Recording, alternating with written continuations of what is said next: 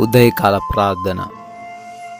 ప్రేమామయుడా, కృపామయుడా, కరుణామయుడా, మమ్మల్ని అత్యంత మిక్కిలిగా ప్రేమిస్తున్న మా దేవా, మీకు స్తుతులు నాయన, స్తోత్రాలు అయ్యా. నిన్నటి రాత్రి అంతను కూడా మమ్మల్ని ప్రేమించి, మమ్మల్ని క్షమించి, మాకు మీ యొక్క అగ్ని కంచె దయచేసి, కంటి నిండా నిద్రను దయచేశారు నాయన, స్తోత్రాలు అయ్యా.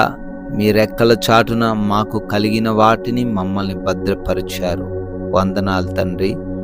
ఈ రోజును చూడాలని అనేక మంది ఆశపడి ఉన్నప్పటికీ అయా, మమ్మల్ని మీరు జ్ఞాపకం చేసుకొని మరొక ప్రశస్తమైన రోజును మాకు దయచేశారు.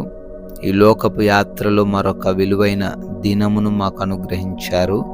మీకే కోట్లాది కోట్ల స్తుతులు, స్తోత్రాలు, వందనాలు చెల్లిస్తున్నాం ప్రభువా.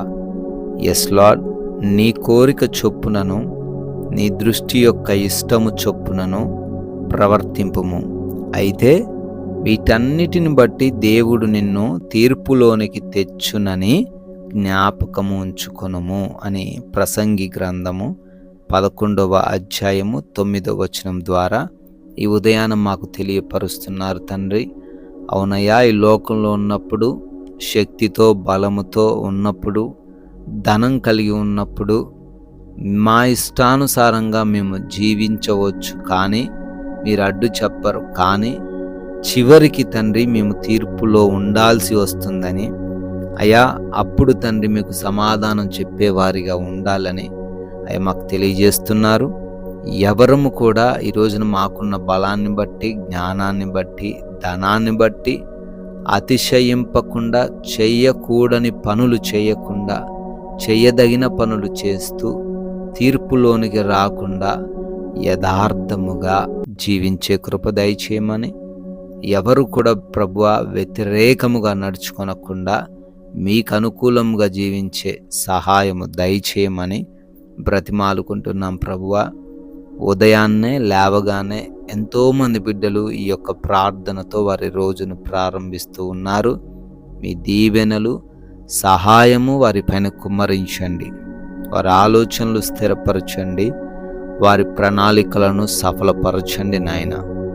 ప్రభువా, ఈ రోజున మా మాటలు, మేము చేస్తున్న పనులు మీ నామానికి మహిమ తెచ్చేవిగా ఉండే కృప దయచేయండి తండ్రి. అయా, పాపులతో స్నేహం చేయకుండా, అయా అన్యాయస్తులతో మేము ఉండకుండా యథార్థంగా జీవిస్తూ మీ నామాన్ని ఘనపరచడానికి కృప దయచేయండి. అయా, ఆత్మీయ జీవితాన్ని వృద్ధిపరచండి. మమ్మల్ని ప్రేమించి ఇచ్చిన ఈ సమయంలో వ్యర్థంగా మేము వాడకుండా, జీవించకుండా కృప దయచేయండి ప్రభువా. నాయన, చేస్తున్న ప్రయాణాలను మీకు అప్పగిస్తున్నాము. మా మార్గాలను మీకు అప్పగిస్తున్నాము. మా వాహనాలను మీకు అప్పగిస్తున్నాం తండ్రి. ఏ బిడ్డకు ఎటువంటి ప్రమాదం, అపాయం, మార్గములలో సమస్యలు ఏవి రాకుండా మీరే నాయన క్షేమముగా ప్రతి ప్రయాణమును మార్చండి. సురక్షితముగా వారి ప్రాంతాలు చేరుకునే కృప దయచేయండి తండ్రి. ప్రభువా, హాస్పిటల్స్కి వెళ్తున్నారు. రిపోర్ట్స్, డెలివరీస్, చెకప్స్ను మీ స్వాధీనపరచుకోండి అయా. ప్రతి వాటిలో వారికి అనుకూలంగా ఉండే కృప దయచేయండి నాయన. అదే విధముగా ఎవరైతే బిడ్డలు ఎగ్జామ్స్ అని, ఇంటర్వ్యూస్ అని ప్రిపేర్ అవుతున్నారో మంచి జ్ఞానమును, తెలివితేటలను, జ్ఞాపక శక్తిని దయచేయండి. క్వాలిఫై అవ్వులాగున, సెలెక్ట్ అవ్వులాగున దీవించండి. అదేవిధంగా ఈ రోజున గృహములలో ఒంటరిగా ఉంటున్నారు. ఏ దుష్టుడు కన్ను వారిపైన పడకుండా మీ దేవదూతల కంచె ప్రతి గృహము చుట్టూ దయచేయండి ప్రభువా. అయా, పనులను దీవించండి. చేస్తున్న ఉద్యోగ, వ్యాపార, పరిచర్యలన్నీ పనులను కూడా ఆశీర్వదించండి. బిడ్డలందరూ కూడా వారి వారి పనుల్లో నూరంతలుగా ఫలించే కృప దయచేయండి నాయనా. అయా, జ్ఞానముతో, బలముతో వారిని నింపండి. ఆగిపోయిన పనులను బట్టి చింతించకుండా మరల పునఃప్రారంభించే హృదయం దయచేయండి. నూతనముగా ఈరోజే పనులు ప్రారంభిస్తున్న వారికి మీరు తోడై ఉండండి ప్రభువా.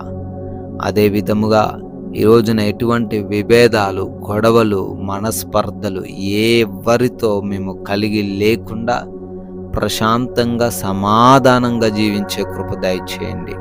క్షమించగలిగిన మనస్సు అనుగ్రహించండి అయ్యా. సహించగలిగిన మనస్సు దయచేయండి అయ్యా.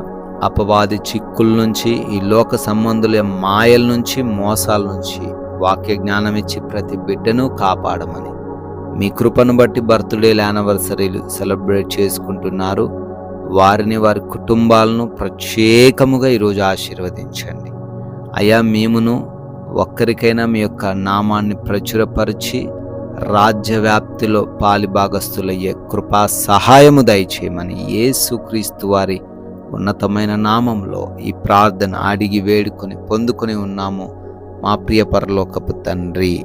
Amen, amen.